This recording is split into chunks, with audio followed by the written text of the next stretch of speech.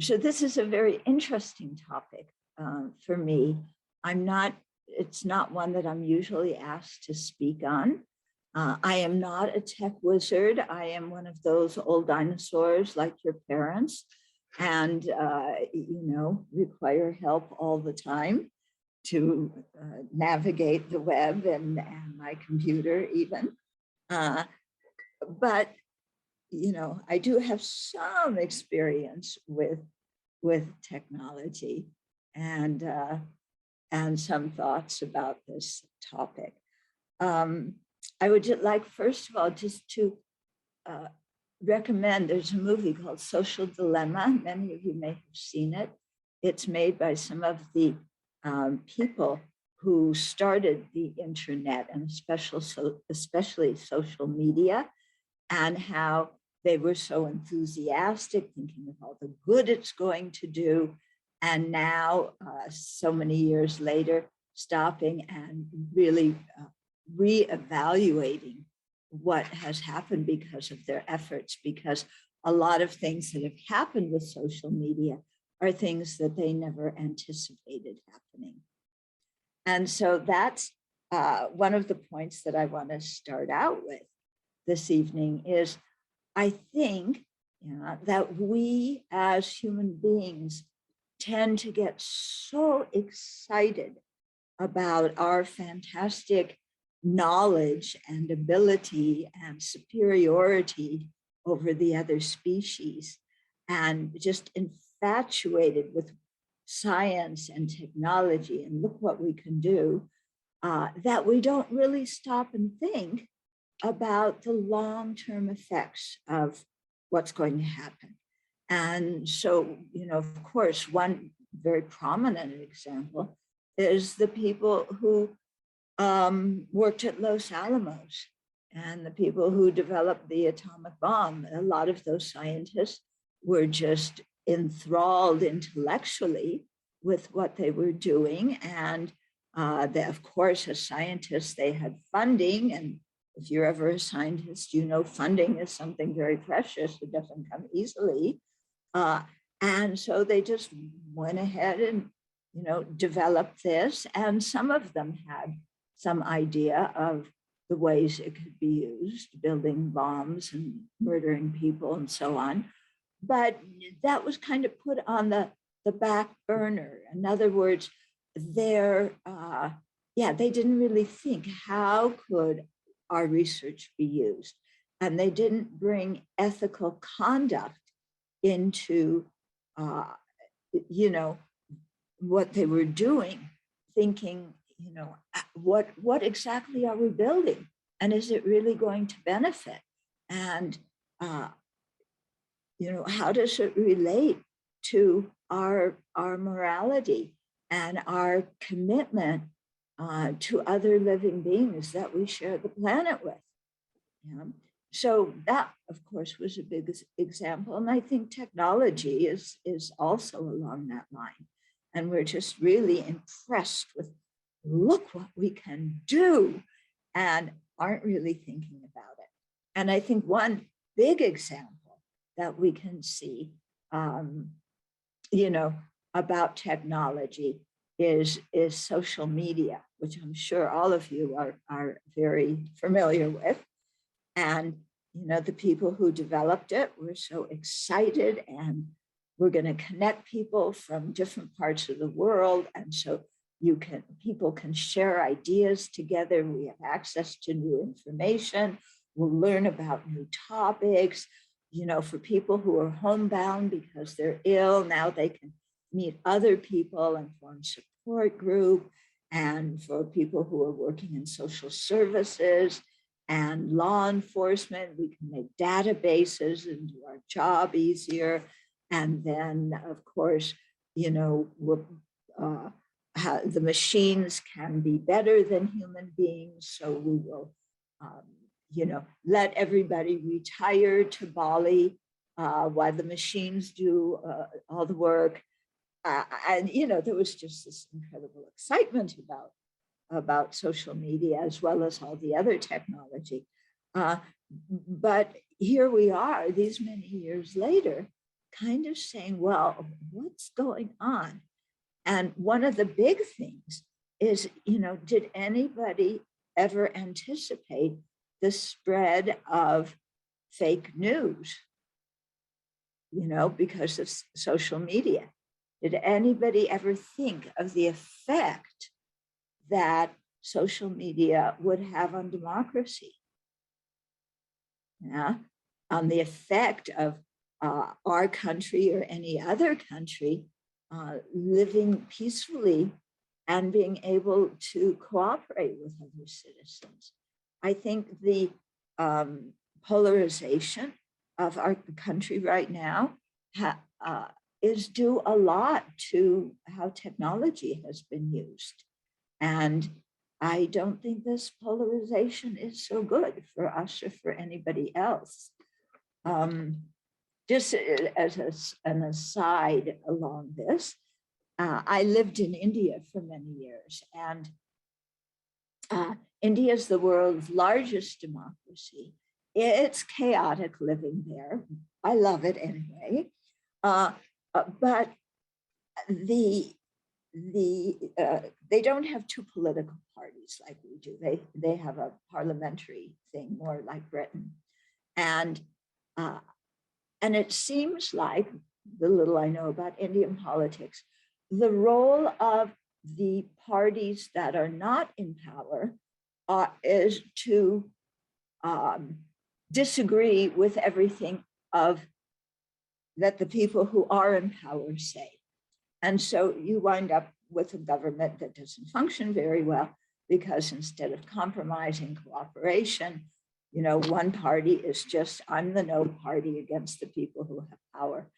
And I remember flying back from India to the States one time and thinking, oh, this was many years ago, okay, before the country was so polarized. And I remember as we were crossing over to the North American continent, thinking, oh, this is something very good about America.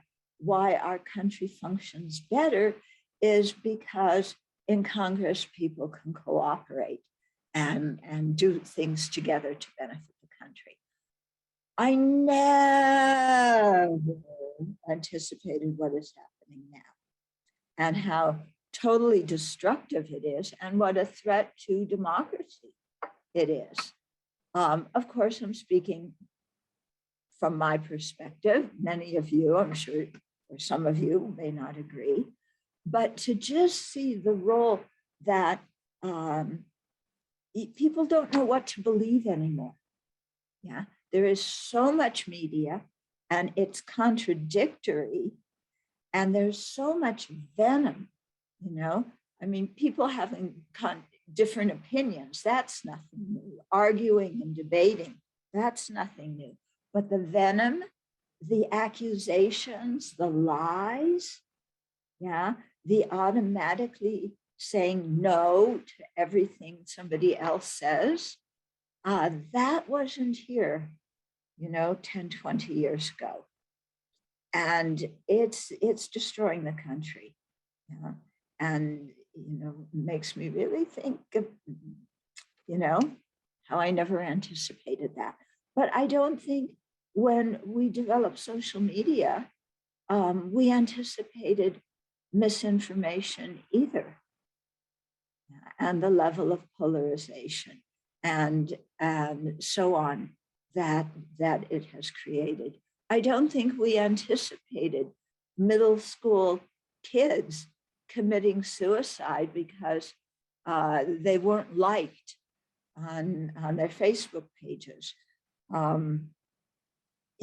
All these kinds of things that have happened. And nobody ever thought about that when the technology was developed. And now I think, because of the internet, yes, we get to meet new people and have ideas. And what we're doing right now is due to the internet. We wouldn't be able to do it if it weren't. Okay. However,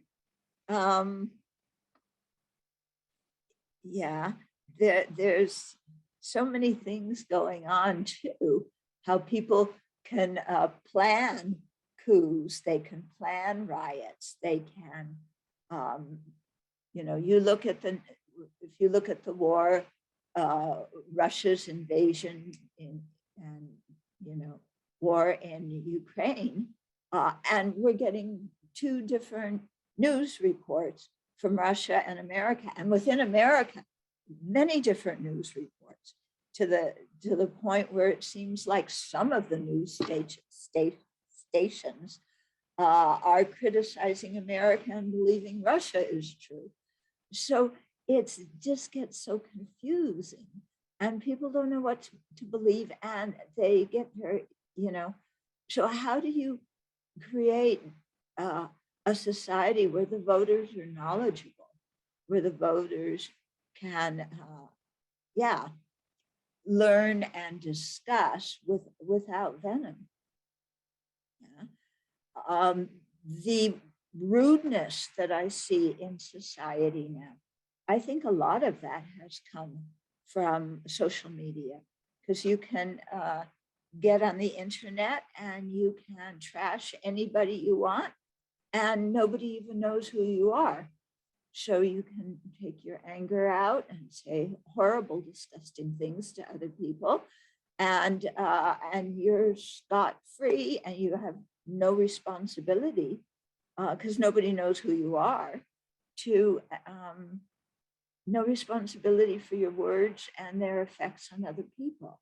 And this kind of thing is really quite damaging, not only to society as a whole, but to the individuals. To us as an individual, we may say, oh, yippee, you know, I can go online and I can leave comments after I read the news and say all sorts of horrible things and blah, blah, blah. And I'm doing it under a fake name, so I am not responsible. So you might say, yippee, look what I can do, you know, and get all my anger out and badmouth people. But what does doing that do to us inside of our own hearts? Yeah. When we act like that, even nobody knows who we are. Yeah. What does that do to our own feeling of comfort with who we are as an individual? When you go on the internet and you play these games and you pretend to be somebody else and get into whole fantasy worlds, you know, where you're a different character in this fantasy world that everybody in your game has created, and you can do anything you want and say anything you want in this new role you've assumed, and nobody knows who you are. What does that do to you as a person when even in a fantasy game you are, you know, make racist comments or say or demean other people, or, you know, just shout and scream and demand to have your way? So that, you know, this quote, quote, freedom that we have due to media, at least, you know, just the social media and then talking with other people, we aren't stopping and thinking, you know, how do I feel about myself when I say and do those things? Yeah. When I write an email or put a post on somebody's page and I just, you know, bleh, put all my anger out there, you know, how is it affecting the other person? But also, what does it do to me? Okay. So these are the kinds of things I think we need to really think about, and not just be infatuated with what we can do.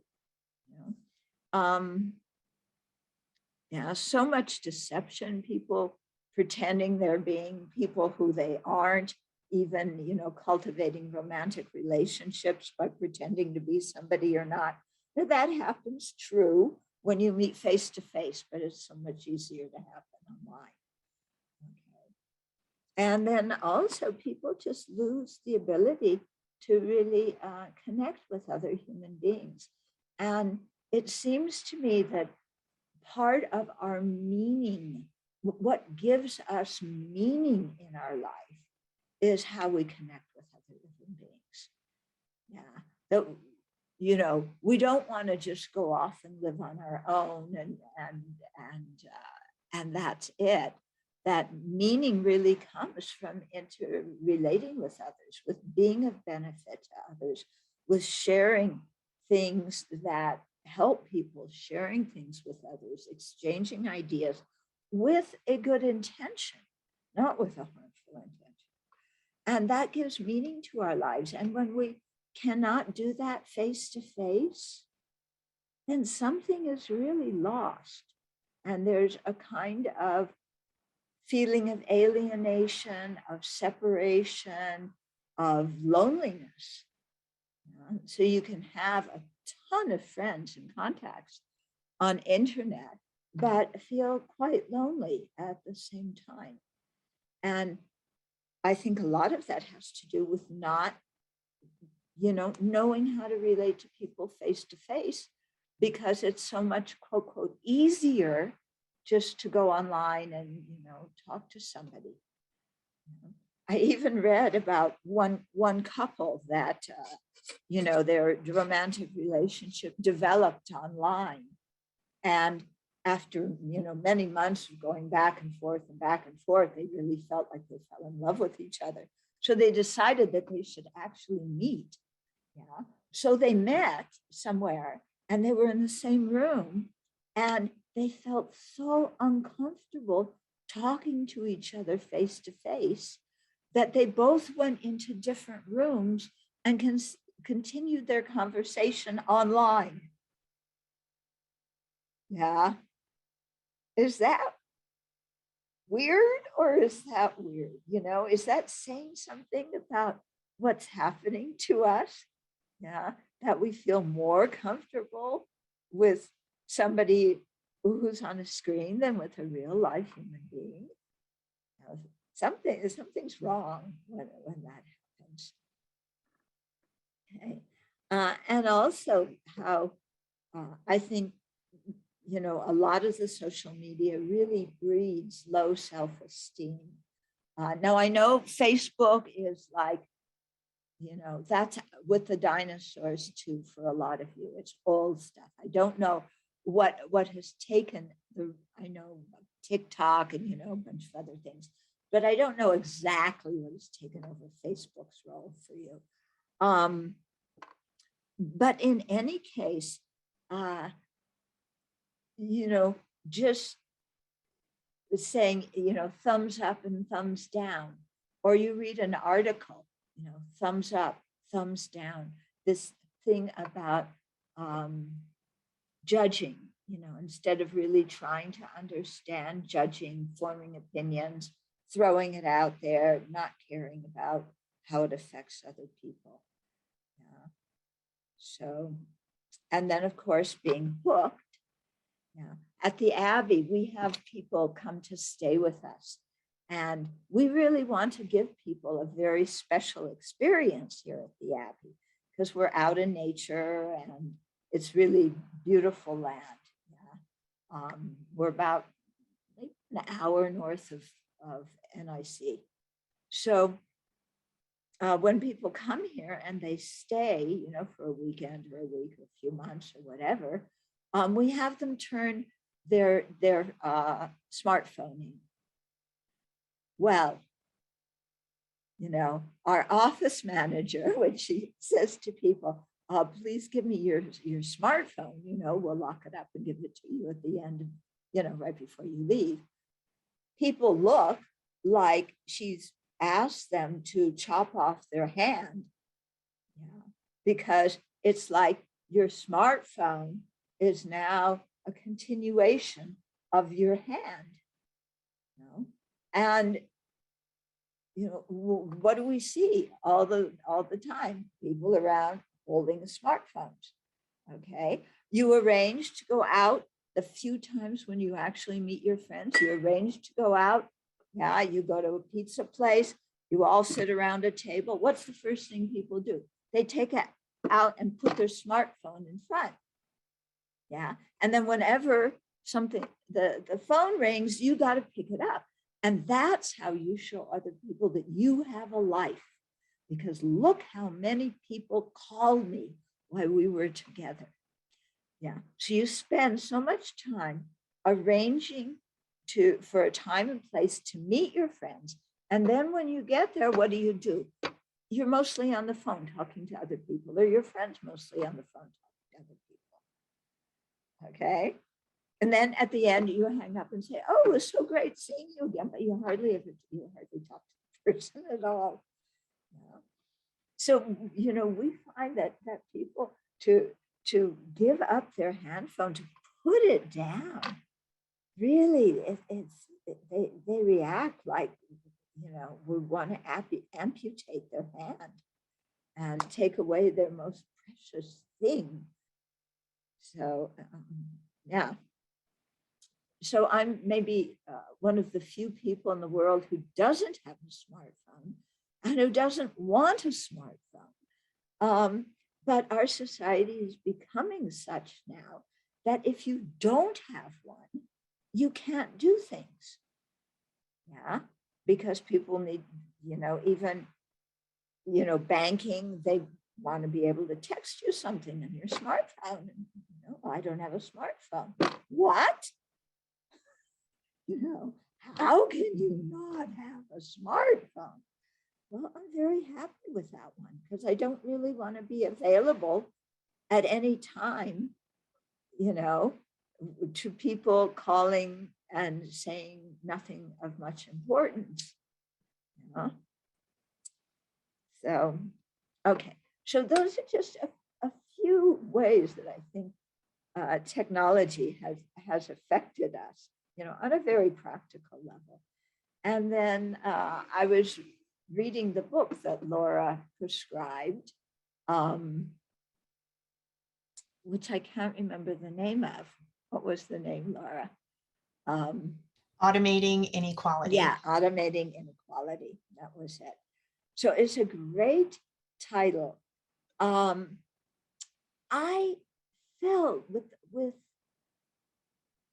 with reading that book, the author was, described all these cases of where different social institutions adopted technology with the thought to make their work easier, to be fairer, to be able to serve their clients better. And yet there was so many things that ways in which the technology was misused, or even people weren't misusing it, just unrecognized results of the technology that turned what was meant to be a project helping people as being a project also that had many problems. I got the feeling from the author that problems weren't supposed to exist. Okay, that when you start something, any enterprise, you should make it so that there's never any problems. And that doesn't happen in our world. There's always problems. And, the technology is not going to function well. There was one example where the technology was going to help over, when they were registering people for different social services. The idea of having a big database was going to eliminate racism. It was going to eliminate the biased human judgments of social workers. And it didn't do that, it created other kinds of difficulties. And, this I feel is whatever we do, it's going to have problems. Okay, so we got to accept that. Of course, we want things to have as few problems as possible. And, I'm not trying to say, yeah, automating inequality is fine, that who cares about these people. But what I'm saying is that when I read about the examples, not all of the examples she gave, but some of them, the people who developed it meant well, but being human beings, could not foresee all the effects of what they were doing and developing. And that's the way we human beings are. And so we, when we see faults in systems, we need to speak about it. We need to correct them.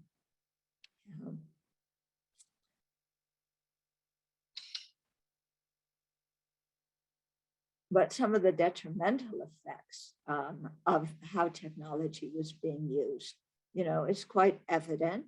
But what really struck me, more than technology causing these problems, was inequality exacerbating the problems, was the fact that in our society now, classism is a really big thing. The gap between the poor, the working poor, the middle class, and then the 1% that has most of the wealth, that gap is growing bigger. And so lifestyles change as a result. And the fact that problems in poor communities to be worked with, often the government gets involved. The police get involved. You go for social services, for food stamps, for, rent vouchers, whatever it is you need. And you have to relate to the government, or you get busted for drug abuse. And it's more the poor people who get busted than the rich people, because not the rich people, but the middle class people and the wealthy people, they do drugs in their house. The police don't see it.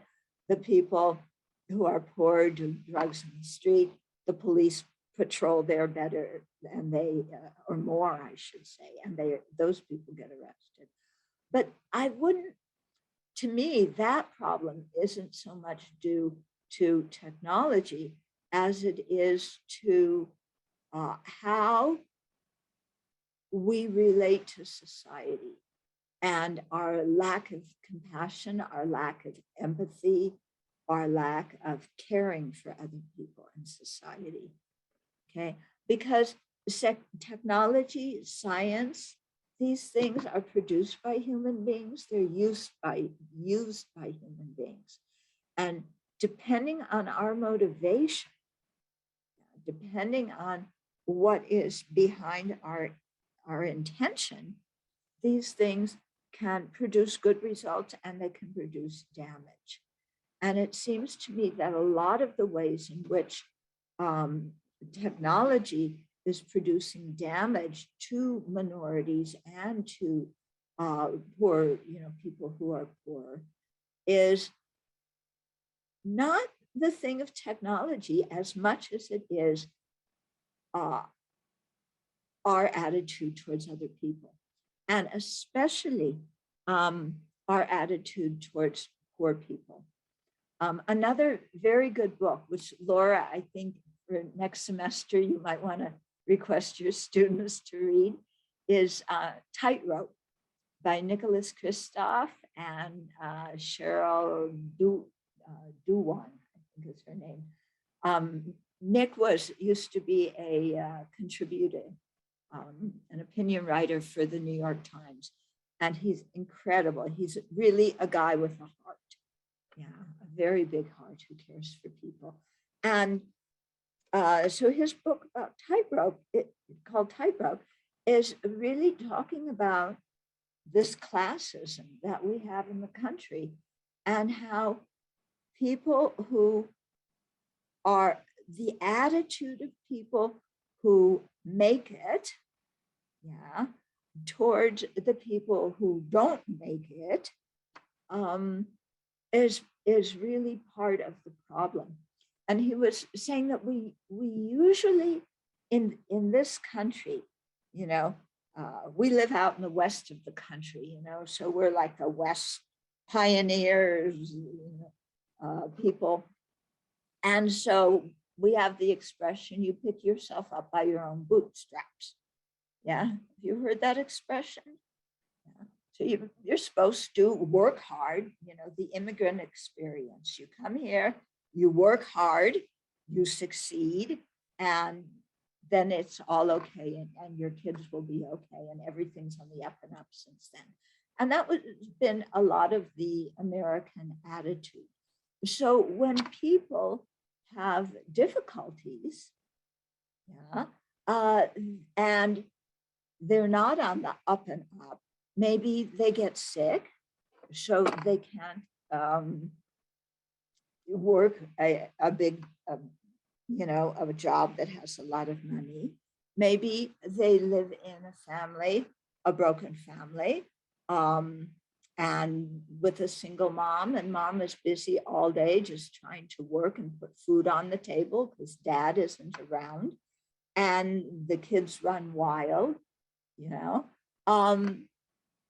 so all of these things, when people don't have good conditions to live in, then it affects their economic status, their financial status, and they become impoverished, and then that compounds more. When you have financial problems, then you have more problems. You can't get good health care. Why in the richest country in the world can people not get good health care? This is something that's really shocking. But what the whole result of it is that we have this attitude that it's people's personal responsibility to make it in society, and it has nothing to do with the structure of society. Yeah, that it has nothing to do with government, with any government institution. People should just work hard, pick themselves up by their own bootstraps, even if you don't have boots, even if your boots don't have straps. You should somehow be able to make it. And if you don't, that means something's wrong with you. And if you're poor, we criminalize poverty too. Yeah, people who are poor get arrested more often. Yeah, I do prison work, so I hear a lot of stories. One guy that I was writing to for a long time, he was incarcerated for about 25 years, and I was asking him, what happened that he got incarcerated, and he said there were 4 kids in the family. And he said, when you open the refrigerator in the morning and all you see is a box of baking soda, and you have younger siblings, you got to do something. So he went out, he tried to rob a store of some sort of grocery store, I don't know what. He got arrested. He had a gun when he did it. 25 years in prison for that. Okay. And the basic thing was the family needed food. So, yes, it's true. He should not have, gone and tried to rob people. That's not something that's good to do. But how did the family get in that condition to start with, where there's 4 kids and there's no food in the family? And what about social services? What about food stamps? Yeah. Well, the government, there's a whole section of people in Congress that just, they talk about the welfare queen. Yeah. So there was a big change that happened kind of in the 80s and 90s. Back in the 70s, we didn't have such a high incarceration rate, and people who were poor were able to get food stamps and things like that. The schools were still a problem. But in the 80s and 90s, there was this real shift. There was the story of the welfare queen who rode a Cadillac and was milking the government for, getting all sorts of reimbursements. And got on a lot of programs that she didn't really qualify with. So with respect to the story of that one person, then there were a lot of laws passed that made it much more difficult to get food stamps. Yeah, much more difficult to get housing vouchers, much more difficult to get jobs, especially jobs with benefits. Yeah, because the people who were on the upper class, you know, in the companies at least, they made the policies, they wanted more money. And so all the profits went to the richer people and not to the workers. And so then we got this huge gap between, you know, the people who didn't have and the haves and the have-nots. And that's not good for society. And so it's this weird, strange dynamic in which people think that if you go to the government for services and welfare or whatever, that people assume, first of all, you're a failure because you don't have a job and you weren't able to make it, even though many of these people have jobs, but they don't, you get paid, you know, what is it, minimum wage. And minimum wage doesn't give you enough to pay rent, especially if you have kids. So, you know, people's attitude was like, well, you know, if you can't make it, you're a failure. You're a criminal because you're milking the system. There's this attitude that anybody who gets, you know, welfare now. I don't know the names of all the current programs. I can tell you the programs back in the 70s, but I'm sure that doesn't interest you. But the present ones, you know, there's this idea that if you do that, you're milking the system. Yeah. You don't really need it, but you're lying so that you can get something that you don't really deserve. And there's very much of that attitude. And so government, you know, the legislature, Congress especially, can make it really, really difficult. I kind of look at things now, I mean, because, you know, kind of birth control is a big issue in the country. Yeah. So I am pro-choice and anti-abortion. So I'm both of those, but I won't go into that right now. But in any case, I see that just regular birth control, not abortion, but just regular family planning birth control, many people in Congress don't want to make that available to women. Okay. And they want, you know, if you get pregnant, you know, well, stop your education, stop your career choice, you just become a mother. Whereas if we had birth control and more family planning and people weren't criticized for getting it, a lot of these problems wouldn't start with. But what amazes me is some of these people who say, no, you cannot have birth control because they want to institute their religious views as public policy. They say, well, you know, it's a baby, it's live, we want it to be born. I agree with that. Yeah, but if you want the baby to be born, then you need to vote so that people, you know, because it's so often it's women who can't afford to be mothers, you know, or single women or whatever. You need to vote so that those women can get food, you know, on social welfare programs to feed their kids. Yeah, if you want people that they have to have keep the pregnancy and they can't have any birth control before getting pregnant, then society should be willing to feed the children. But we aren't. You know, people don't want their taxes to go to, oh, these people who just had babies because they weren't careful. But okay, I think I made my point on that one. But then society also, you know, if you want the babies to be born, you got to feed them. Then society should also do more to take care of the schools, and especially schools in impoverished areas, so that those kids can get a good education, because education is really the key to the whole thing. Yeah. But the rich people can go and put their kids in private schools. The other people have their kids in public schools. I went to public school, but you know, my school was very good. But there's a lot of schools. I taught in the inner city for some time, and you know, a lot of schools where the kids do not get a good education.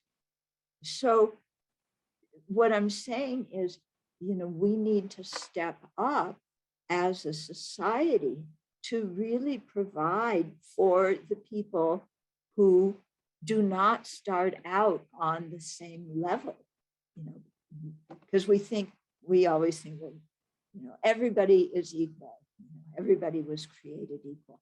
Well, everybody was created equal in terms of having human potential to do great things, but not everybody has the same opportunities.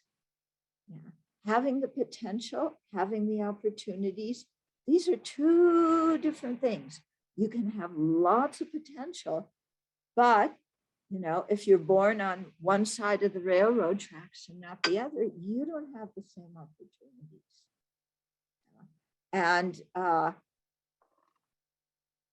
And then to turn around, if you're somebody who has a lot of opportunities, to then turn around and say to the people who don't have the same opportunities you do, something's wrong with you, you're trying to milk the system, you're cheating. And then that to me is being quite hypocritical.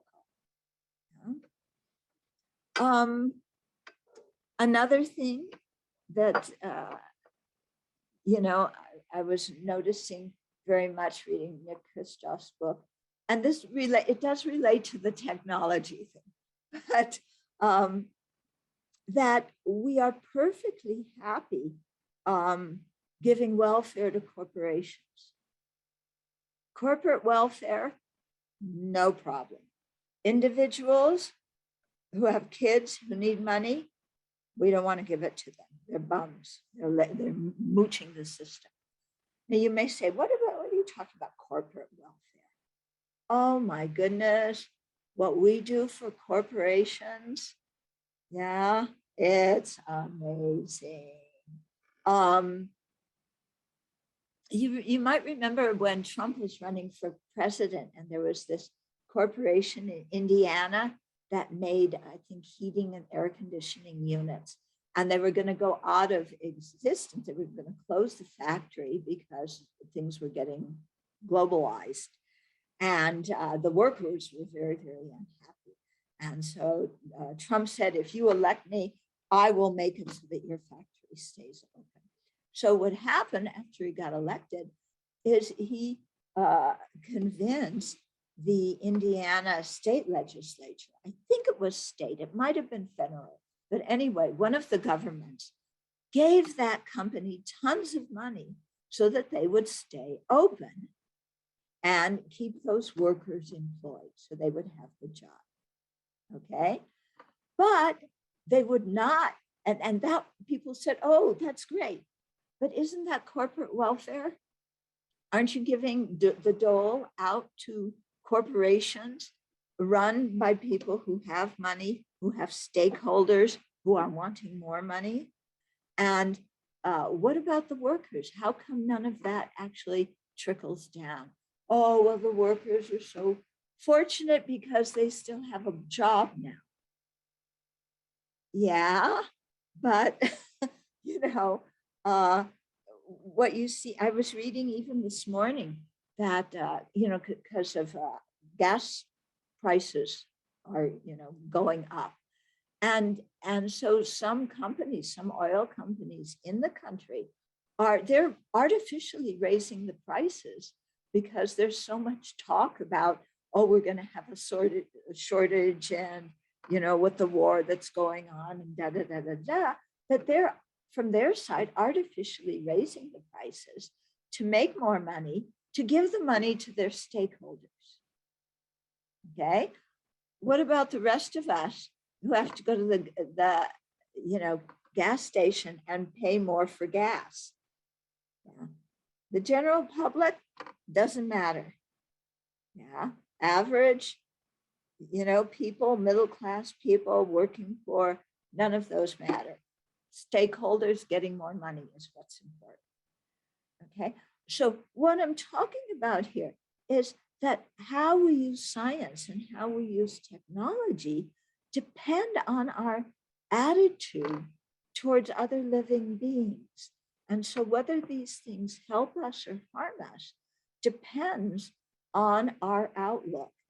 And when you see with some of the examples that I've given, what's the problem in our outlook? It's very clearly selfishness. Yeah. Why, do the governments get handouts? Do the corporations get handouts? In the recession in 2008, the banks got handouts. The motor companies, people making cars, they got handouts. Yeah. Did the workers get anything from that? Yeah. So something's wrong with that. Yeah. And what's wrong is that we think, me, I, my, and mine. And that's the most important thing in the world. And so I got to look out for myself. I'm the most important one. I got to get this. I want that. I should have this. I. And then we go next to mine. First, I is more important. Then friends and family. Yeah, they're second in importance. They fall under the my category or mine category. But this is how we think and run our lives, always thinking about ourselves and the people close to us. And yet we live in a world with so many living beings, and we are interrelated and we affect each other. Yeah. So just thinking about ourselves and thinking that we can create a nice little place for me where I can ignore all those other people who I don't like, who are lazy or whatever, that doesn't work. Another thing we suffer from is the school to prison pipeline. And that has to do with the same outlook of self-centeredness. Yeah. We have schools that are impoverished, using old textbooks, with teachers who are not very excellent, not very good teachers, in schools that are the building itself is trashy. And now they're starting to cut lunches and breakfast for kids. So kids come to school, they're hungry, and, not such a good teacher, old textbook, not so many supplies. And yet, people are willing, the whole thing with vouchers. Oh, yes, we'll give people vouchers so they could take their kids out of the public schools and put them in a nice private school where the tuition is more, where they get a better education. Yeah. And so again, it's this this thing of not caring about others and saying, it's my tax dollar, and I don't want my tax dollar to go to these minority people or these poor people. I want my tax dollar, to go for this or that favors us. So back to I'm getting to the prison, the school pipeline, school prison pipeline is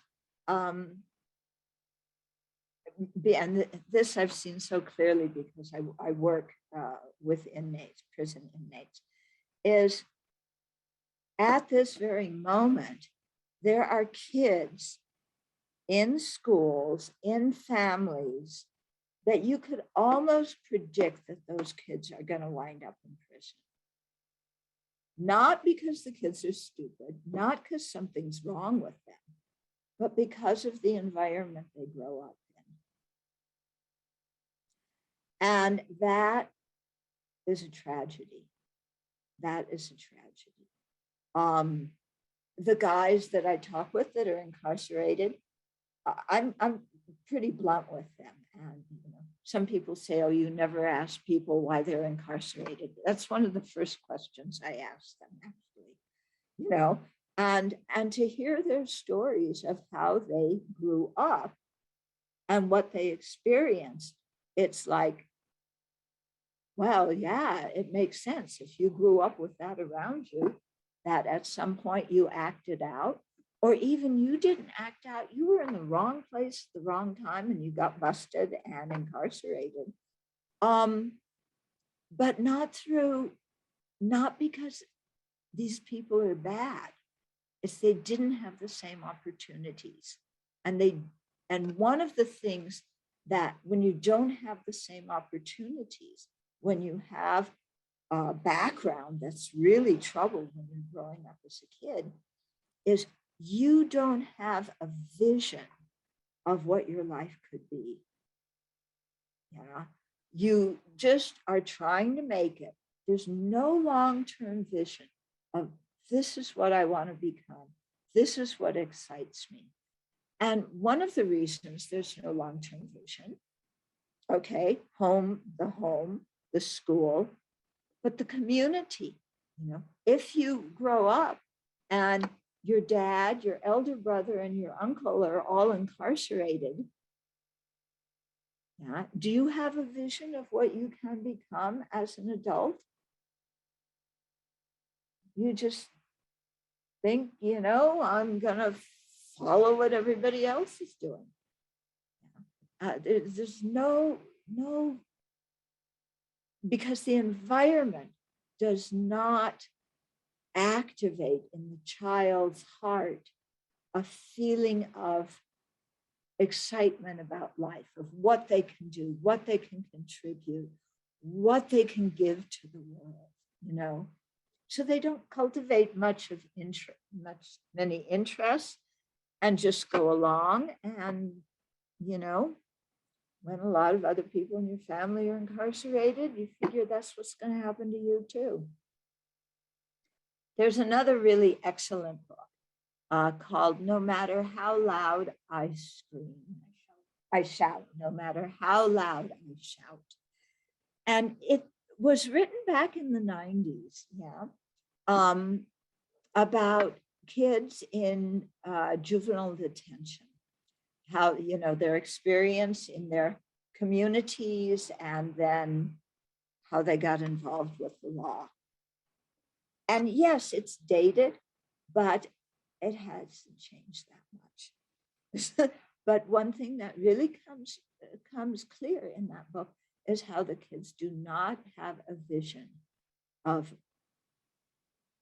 the kind of life they want to live or who they want to be, or even what is possible for them. Okay. I wound up corresponding. The title of the book, No Matter How Loud I Shout, it was a title from a poem that one of the kids in juvenile detention wrote. And I wound up corresponding with him after he was incarcerated. Yeah. And it's a tragedy. His life should not have wound up like that. Okay. But what is interesting, this whole attitude, again, of society towards people who don't have equal opportunity, is I will use my tax dollars to build more prisons, but I don't want my tax dollars used to educate other people's children. Okay, here's an example. In Seattle, I used to live in Seattle, and some years ago, there was a voter issue about whether we're going to raise the property taxes and use the money for schools. And there's a lot of discussion. And, you know, many people who were older, their kids were grown up, they said, and so, you know, you're older, you've collected money for a time, you live in a nicer neighborhood, you don't have kids to pay for anymore. So these people were saying, well, you're going to increase my taxes on my nice house, and then you're going to give my taxes to educate somebody else's kids. You know, I don't think that's fair. Why should my taxes go to educate other people's kids? And so this is a mind that thinks I can just live in my own little gated community or own little wherever you want to live.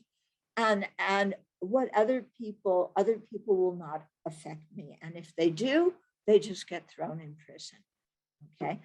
But these same people, these same voters who didn't want money to go to schools, they were very happy to have their tax dollars build more prisons. Okay. Meanwhile, the prism system has gotten very much into punishing people. Instead of rehabilitation, it focuses on punishment. It's just beginning to change a little bit now, but still very much punishing. And we have the highest percentage of population, I think, in the entire world of citizens who are incarcerated in this country.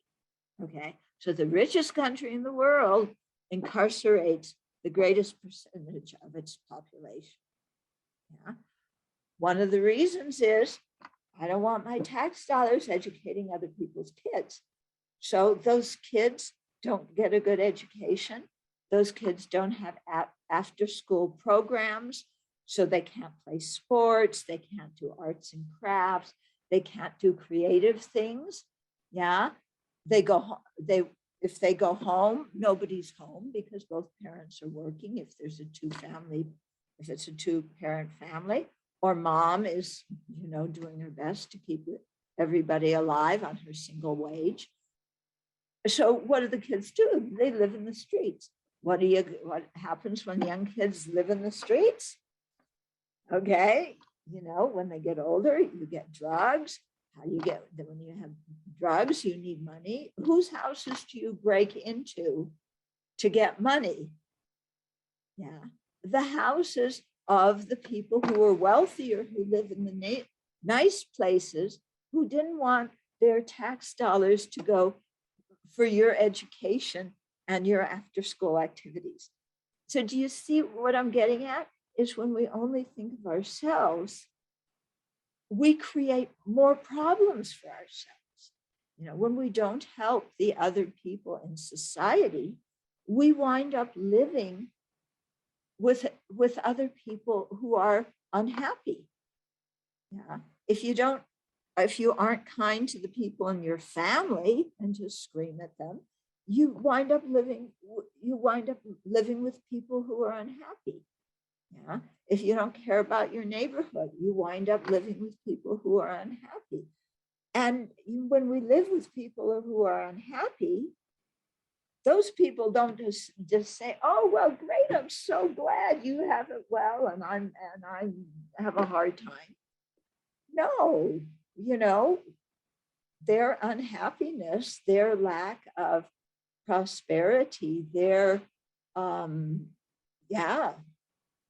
lack of opportunity affects us, and not in a good way. Whereas if we really cared about people and helped those people, even they were strangers, why not help strangers? Yeah. Then we would live with people who are unhappy, who were happy. And when we live surrounded by people who are happy, our life is much better. Yeah. So His Holiness Dalai Lama has a phrase that he says quite often. And he says, if you want to be selfish, be wisely selfish and help others. In other words, if you really want to be selfish, help other people, because when you help other people, it comes back to you and your own life will be better. Okay. So of course, he really wants people to have a more open and compassionate heart. He's not really telling people to be selfish. But what he's getting at is, if you want to just think about your own happiness, the way to be happier yourself is to take care of the people around you. Because if you live with happy people, you're happier. If you live with miserable people, and you want to just punish people because you don't like what they're doing, then you're going to be pretty miserable yourself because you're living with those people. Okay, so that's the school to pipeline. The kids don't get a good education, then go to prison, don't have lots of problems. For any of you who have read Michelle Obama's biography, her autobiography called Becoming, it's really beautiful because she grew up in the inner city in Chicago. But what was really astounding is, and she went to a school that was not very good, and there were a lot of problems with that. But her mother went to the school and said, my daughter is going to get a good education, and took Michelle out of that school to go to another school. And that made the whole difference in her life.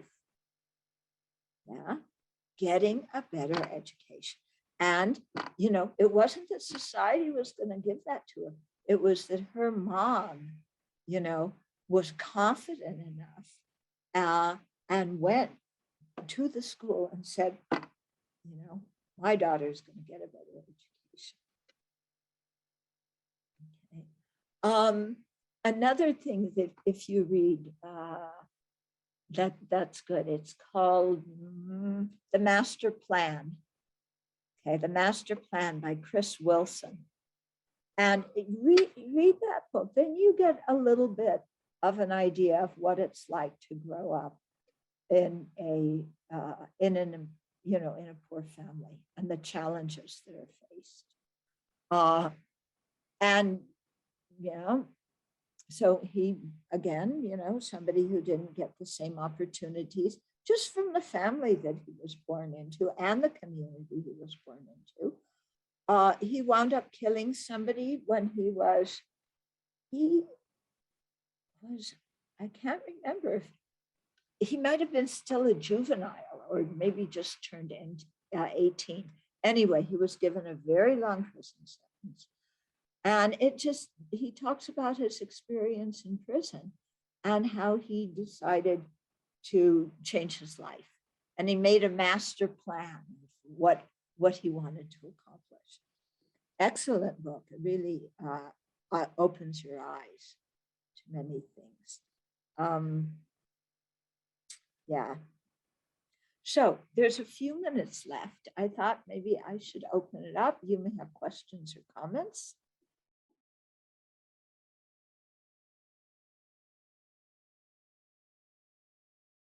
There's a book called Open Heart, Clear Mind.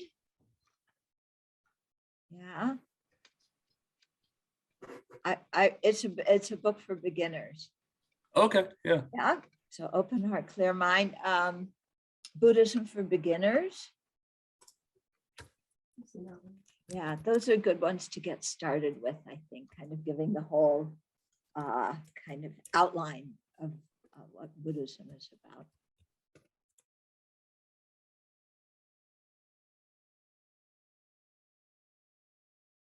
No, I didn't want to be a nun my whole life. If somebody had told me when I was 20 that I would be a nun, I would have told them that they were out of their mind. I would never do that. And no, I just, I was a 60, 70 kids kid, so you can take it from there, figuring out how I spent my time. But I was working as a teacher, and one summer I saw a notice about a meditation class. Well, no, actually it was a retreat. It was a course for 3 weeks. And it was taught by 2 Tibetan monks. And so I wasn't working in the summer as a teacher, so I went. And what they said really, it really hit my heart in a very strong way, because I had been searching, like, what's the meaning of my life? Yeah, I come here, but so what? What's the meaning of it all? And yeah, all these kinds of questions, and I couldn't find anything that made sense. And then when I went to this course, what they were talking about made a lot of sense to me. And then they taught meditation. I started to meditate, and I found that the kind of meditation they taught really helped me to become a much more balanced person. So I quit my teaching job, and I went to Nepal, where they had a monastery. And I went to, I studied more there. I studied in India, always with the Tibetans. And then, I decided at one point that I wanted to become a nun. And people say, well, why? Because like I say, that was not my career plan as a young person. First of all, one thing that really hit me is, as I started to look at my life, was that I was not very clear on my own ethical standards. When other people lied, it was terrible. When I lied, it was okay. It was for the other person's benefit. Okay? So I began, when other people spoke harshly and were really mean to other people, it was terrible. When I did that, well, it was because the other people deserved it. So I saw, I had 2 ethical standards. One, where people were wrong for doing that action. The other one, where I was okay doing it. And I just got to the point where I realized, this I'm being hypocritical here. Yeah. And to me, like, being a hypocrite that is not something I want to be. It's like, if you're a hypocrite, how can you have self-esteem? So I just knew I needed to change. Yeah? And so that was one reason I ordained. The other one was I really wanted to have more time for my spiritual practice, to be able to learn more about the Buddhist teachings, time to study them, put them into practice, meditate on them. And when you become a monastic, then you don't work a regular kind of job. And so, you don't have a family. So you have so much more time. And so that was another reason, so that I could really make my spiritual practice the center of my life. So I ordained when I was 26, and it was, I would say, the best thing I ever did. Yeah, doesn't work for everybody, but for me, it was really, it's been, I feel quite blessed to have this life.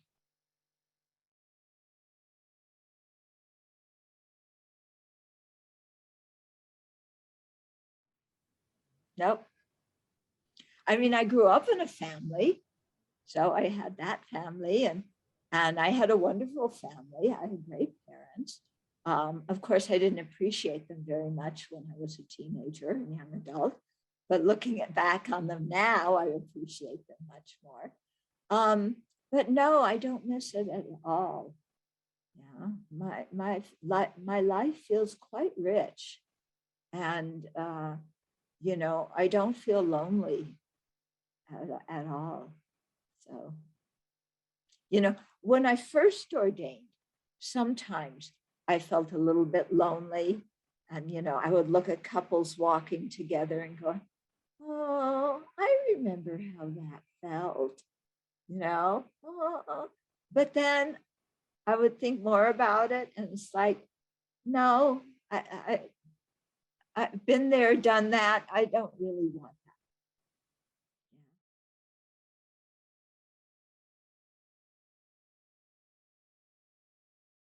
So you're kind of asking as a young adult um, how to live your dreams in some way. Yeah, how to make a contribution.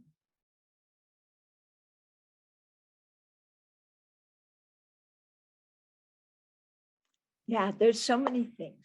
One thing is find find what you love to do, and what is your talent, what can you contribute that you feel good about contributing, you know, not that you feel obliged to contribute or that other people tell you you should do or so you can make a lot of money, but you know, in your heart, what really interests you and what can you contribute, because we need people with all different sorts of talents and abilities. Yeah, and each of us have our own talents and abilities, and so to see what that is and then can contribute that. When you're doing that, yeah, don't expect, how to say, don't expect the world to agree with you. Learn to evaluate your own actions, your own motivations, and check if you have a good motivation. You know, when you're doing something, do you really want to help, or are you getting some kind of ego boost from this? You know, when are you trying to meet all the higher up people so that you have contacts and you can get what you want? Or do you see them as human beings who also suffer and approach them as friends? Do you, you know, same with maybe the people that you want to benefit in whatever you're doing. Do you see them as people with feelings and really care about them? So really check the motivation. Why am I doing what I'm doing? Is it just for my own benefit so that I get some status, so that I get famous, so that I have money, so that my parents approve and pat me on the back, so that I can meet somebody who's good looking and get married and da da da? What's really my motivation? Yeah. Because our motivation is the most important aspect of what we do. And so to really stop and always check it. And when we see that we don't have a very good motivation, to really stop and, you know, have a little talk with ourselves, so to speak, and think about, you know, uh, I'm really no special, more special than anybody else. And, you know, all of us are equal in wanting happiness, not wanting suffering. So if I'm going to do something, I want to do it for everybody's benefit, not just for my own, because we all have that same equality in wanting happiness and not suffering. And so to check your motivation and then go ahead with a good motivation. And I think that's one thing that I really appreciated about Buddhism is it really helps you when we see that we have kind of to put it bluntly, rotten motivation. Um, you know, when we see we have that, how to change our motivation, how to think so that we can open our heart in a genuine way to other living beings. Yeah? And so yeah, to watch our motivation, to and then when you're clear about your motivation, that gives you a lot more self-confidence, because then if other people come along and criticize you, you stop and you think, okay, well, why did I do this? And you look and you say, well, I had as much information as I could get. I did it with as good motivation as I could. So other people, don't like it. That's okay. That's their opinion. I'm not going to get discouraged. Yeah. And you go ahead with confidence because, you acted based on a good foundation.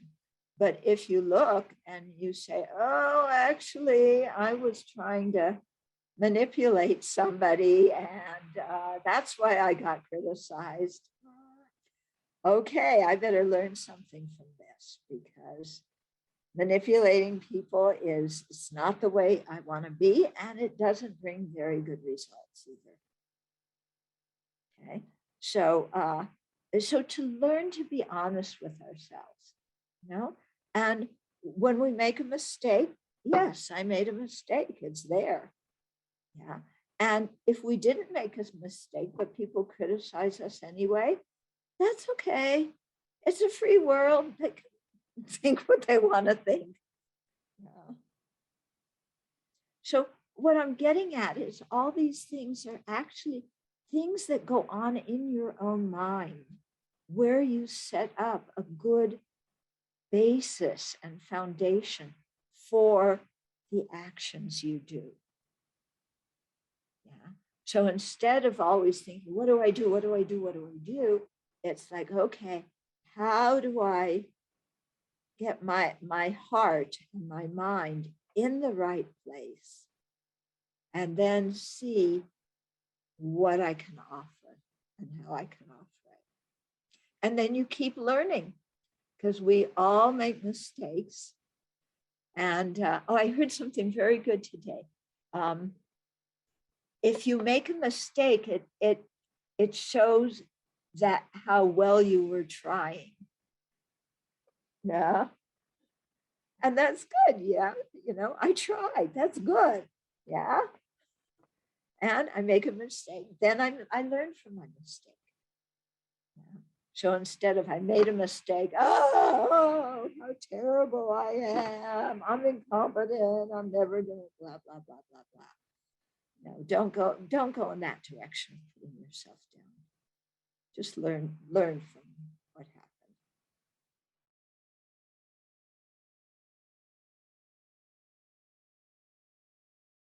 What do you see as the negative sides that you want to avoid?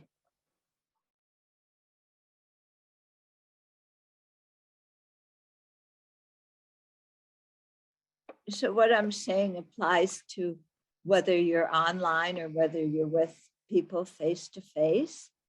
Spend some time first thinking about what kind of qualities you want in friends. Yeah. What kind of you want friends? What kind of qualities do you want those friends to have? And really spend some time thinking about it. Look about, at your past experiences, and learn from, if you had friends that weren't really very good friends and the relationships were harmful, then what were the qualities that were there that you want to be on the lookout now? And the friends that really helped you, that you were able to feel close to, that stood by you, what were the qualities that they had? Yeah.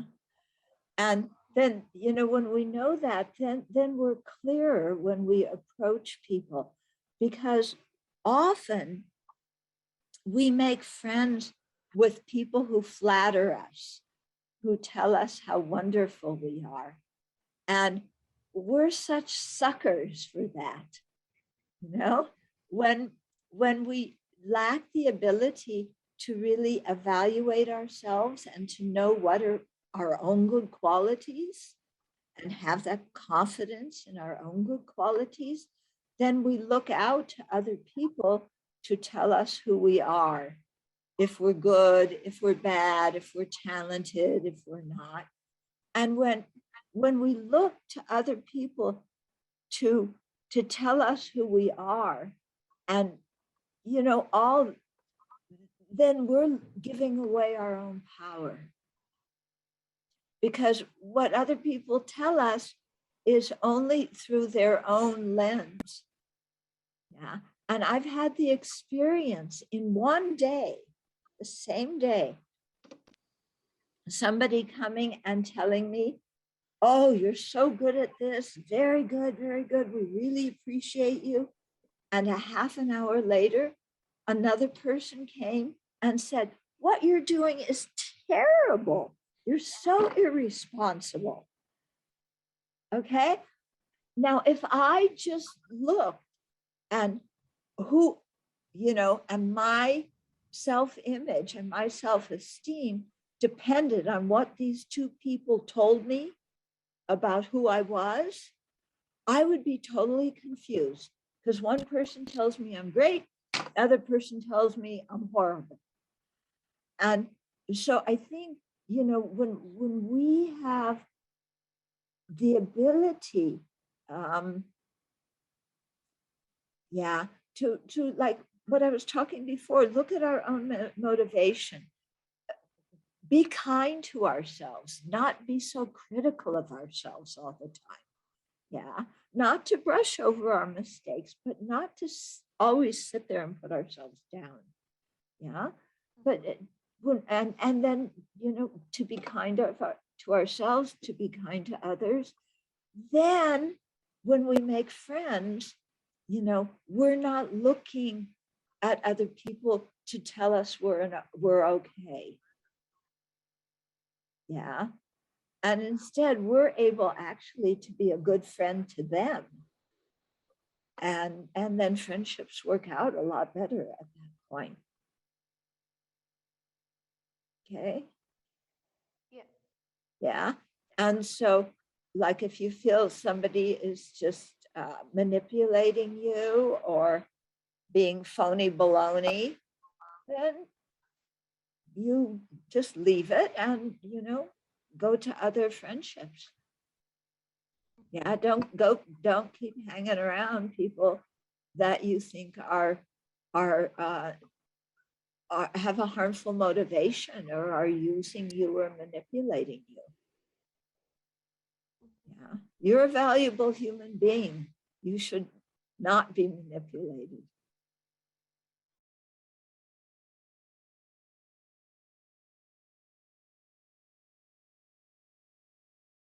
I say, you can decide yourself. Just because they use social media doesn't mean that you have to. I'm in that boat. I don't use social media, and people talk about some stuff, and I'm not quite sure what they're talking about. So I asked them, that's okay. I mean, I just gave this talk. You saw very clearly the stuff I didn't know. But I'm okay about it. And I think I succeeded in communicating reasonably well. Um, and like I said, I don't want to be, have all these messages coming at me all the time that say nothing and just use a lot of time and energy. Yeah, and I don't want to be available all the time. I think it's important to have my own space to be able to think. I don't think the purpose of our life is to be, Mr. or Ms. Popular and know everybody and everything that's going on, and stick my nose in everybody else's business and have their noses in my business.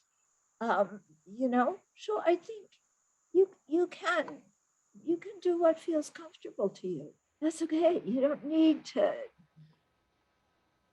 be like that. Okay. So we'll conclude the evening.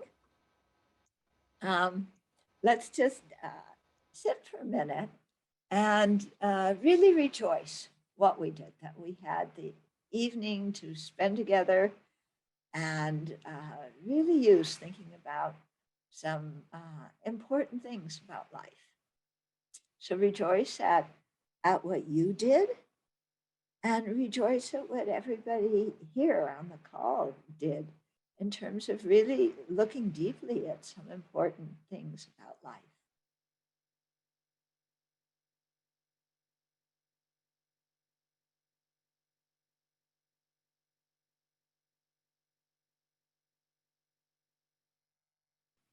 And then let's take that positive energy that we created as a group and imagine just sending it out into the universe, sharing it with everybody. So really wishing everyone well, whether you like them or don't like them, whether you know them or don't know them, to really wish all living beings, human and non-human beings, to wish them well.